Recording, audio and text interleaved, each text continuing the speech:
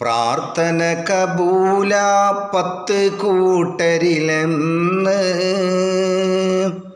തിരുമുസ്തഫ നബി വ്യക്തമായി പറയുന്നു. അതിലൊന്ന് ആലിം തന്നെയെന്നു നീ അറിയണം, മുതഅല്ലിമ മറ്റൊന്ന് എന്നും ഓർക്കണം. 1 പണ്ഡിതൻ, 2 മുതഅല്ലിമ. അപ്പോൾ പ്രാർത്ഥന അവർ ചെയ്താൽ അവർ അള്ളാഹു കബൂലാക്കുന്ന പറയണത്. 3-മതായി എണ്ണുന്നു നല്ല സ്വഭാവികൾ, നല്ല സ്വഭാവമുള്ള ആൾക്കാർ. അതുപോലെ തന്നെ യതീം 5 രോഗികൾ. അതെ, 4-മത്തെ യതീമിൻ്റെ പ്രാർത്ഥനയും അള്ളാഹു സ്വീകരിക്കപ്പെടും. അതുപോലെ തന്നെ രോഗികളുടെ പ്രാർത്ഥനയും.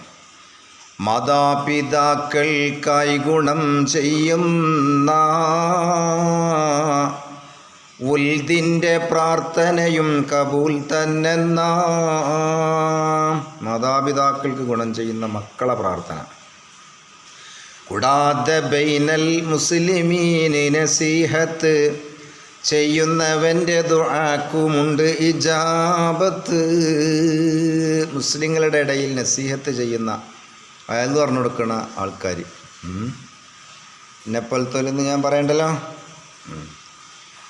അതുപോലെ 8 ഗാസി ഹജ്ജ് 9 സൗജിന് മുത്തിഅത്തായ സ്ത്രീ 10.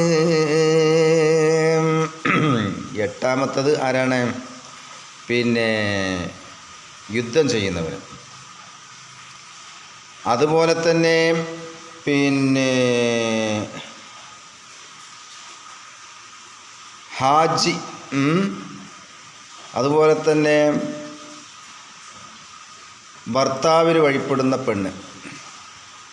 ഇവരൊക്കെ എന്താണ് ദുആ ചെയ്ത് കഴിഞ്ഞാൽ പ്രാർത്ഥന സ്വീകരിക്കപ്പെടുമെന്നാണ്.